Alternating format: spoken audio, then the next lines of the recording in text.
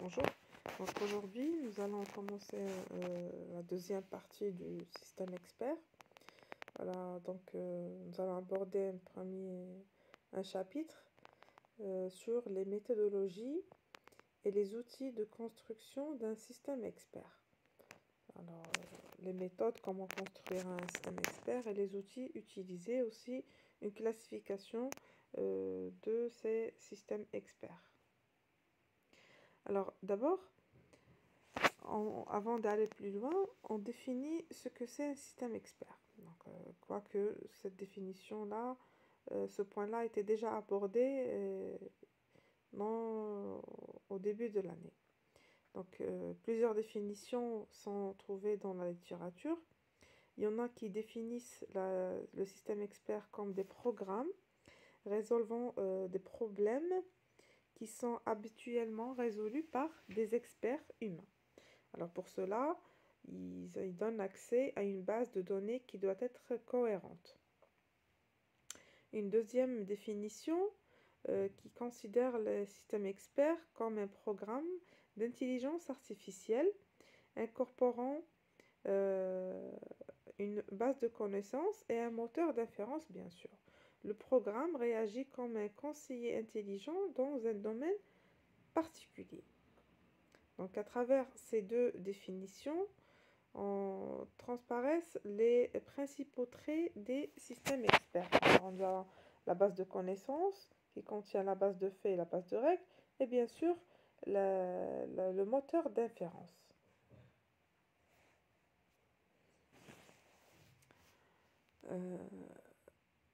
Bien sûr, un système expert est pour un domaine bien particulier. Donc, le principal trait des systèmes experts qui vise à restituer un raisonnement d'un expert dans un domaine particulier. Donc, les logiciels traditionnels, notamment ceux qui sont réalisés dans le domaine de l'éducation, sont composés en général d'un ensemble de données sous forme de connaissances procédurales et d'un ensemble de programmes qui les gèrent d'une façon spécifique. Alors nous avons les données et les résultats et les programmes et une interaction entre les deux.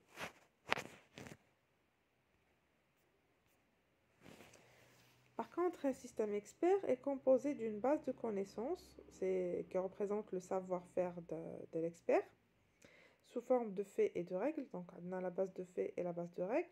Et bien sûr, un moteur d'inférence qui est le programme qui est chargé d'exploiter le contenu de la base de connaissances pour la résolution d'un problème dans un domaine bien particulier, comme le montre le schéma suivant. Donc un système expert est un programme conçu pour simuler le comportement d'un expert humain, qui est spécifique à un expert dans un domaine très restreint. Donc, le système expert est un programme incorporant à la fois des connaissances formelles, des jugements personnels de l'expert, donc sous forme des heuristiques, expliquant à la fois le raisonnement conduisant aux réponses au questionnaire de questions du savoir-faire qu'il contient, capable d'incorporer du nouveau savoir dans le savoir existant de manière incrémentale, séparant les connaissances, le contrôle, c'est-à-dire un moyen d'utiliser les connaissances, et dialoguant les systèmes évolués avec l'utilisateur dans un langage proche au sien. Donc, il permet la communication avec l'utilisateur. Donc, la puissance des systèmes experts réside dans son savoir-faire. Le savoir est souvent inexact, incomplet ou bien mal spécifié. Les systèmes experts doivent être flexibles et doivent être aussi transparents. Donc, il y a une transparence avec l'utilisateur. Donc, il y a des principes sur lesquels se base le système expert. Donc, principes architecturaux.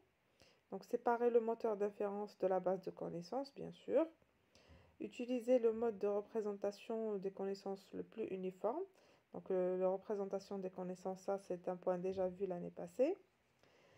garder le moteur d'inférence simple et éviter ou bien exploiter les redondances, donc à éviter. Donc, comment construire un système expert? Donc, 5 étapes principales sont généralement identifiables pour la réalisation d'un système expert. Première étape, c'est étape d'identification, où l'on verra à déterminer le rôle attribué à chaque intervenant dans le projet et également à définir clairement et précisément les objectifs. Donc, pour chaque intervenant, on définit le rôle et les objectifs de chaque intervenant dans le système expert. Deuxième étape, c'est étape de conceptualisation, alors qui consiste à expliciter les concepts, les connaissances relevées lors de la phase d'identification. Donc, il s'agit d'élaborer une base de conceptuelle sur laquelle se fonderont les futures étapes du développement.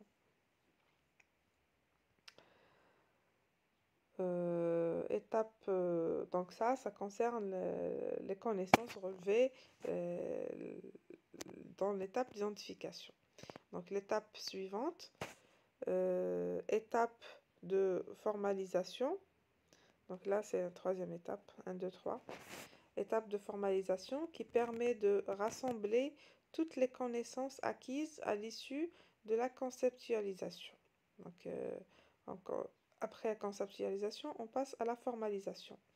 Il faut ensuite choisir un mode de représentation technique en fonction du type du problème pour faire la traduction des connaissances. Donc ça, c'est la représentation des connaissances et les modes de représentation des connaissances. En général, on utilise les formalismes de règles de production. Donc ça a été déjà abordé. La représentation des connaissances, ça a été déjà abordé l'année passée. Étape 4, c'est l'étape d'implantation qui consiste à traduire les connaissances en utilisant l'outil choisi. Cette implantation donnera le jour à un premier prototype d'un système expert. Donc, première version de notre système expert. Et dernière étape, c'est l'étape du test du prototype. Donc là, on va tester le système expert, est-ce qu'il fonctionne bien, est-ce qu'il reste, qu'est-ce qui manque à faire, etc. Donc, où le système est confronté avec des experts humains en utilisant des données réelles. À cette étape-là, donc on peut raffiner le système en combinant des ensembles de règles, en ajoutant des nouvelles règles, etc. Donc la qualité du travail effectué à ce moment détermine finalement le niveau final de la performance du système et son utilité réelle. Donc une fois le système est fait, on passe à une étape de test avec des experts humains qui vont juger la qualité et la performance de ce système-là.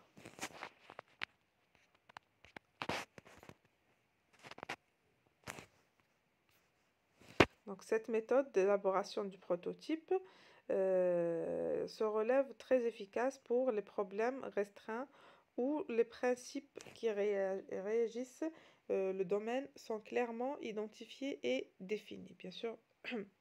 De plus, elle permet de suivre pas à pas l'évolution du système. D'accord? Donc, ceci est représenté schématiquement sur cette figure-là. Donc, vous avez identification des objectifs, expertise dans le domaine.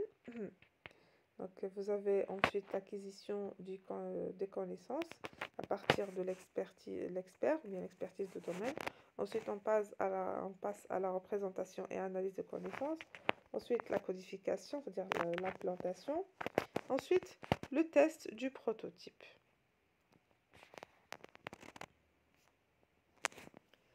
Donc, quelques outils disponibles pour la création des systèmes experts.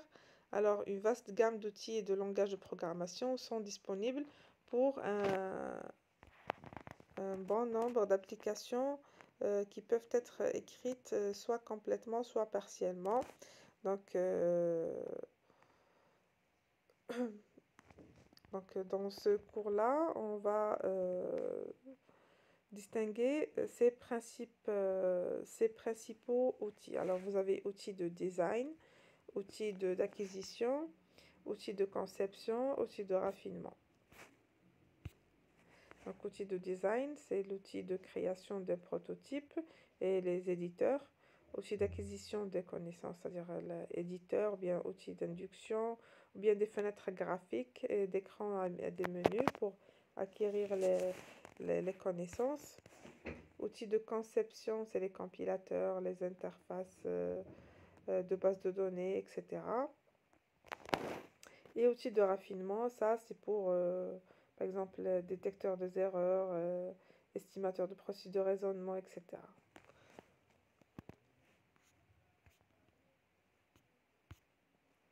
Donc la particularité de chaque outil dépend de la structure dans laquelle les différentes coquilles ont été développées et les considérations de leur concepteur. Donc les tableaux suivants donnent un aperçu des systèmes de développement, des langages de programmation qui ont servi au développement de quelques outils propres à la conception de systèmes experts. Donc là, outils utilisés pour le développement des systèmes experts. Donc vous avez des outils orientés sur les objets, outils sur les règles, basés sur les règles, et outils hybrides. Donc là vous avez les noms des outils. Pareil ici, là vous avez les langages de programmation utilisés pour le développement des systèmes experts. Donc en mode logique, vous avez le Prolog, et vous avez pas mal d'autres langages de programmation.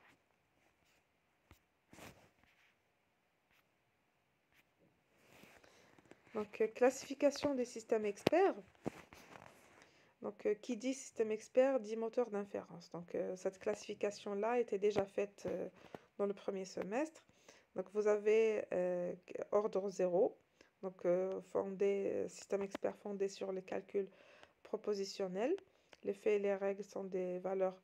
Les faits sont des valeurs à des valeurs booléennes. Ordre 0+, les faits peuvent être à valeur réelle ou symbolique.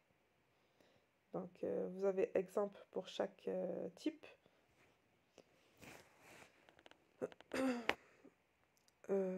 Et d'ordre 1, basé sur le calcul des prédicats, utilisation des variables et de l'unification. Donc, vous avez un exemple de chaque type de règle de production.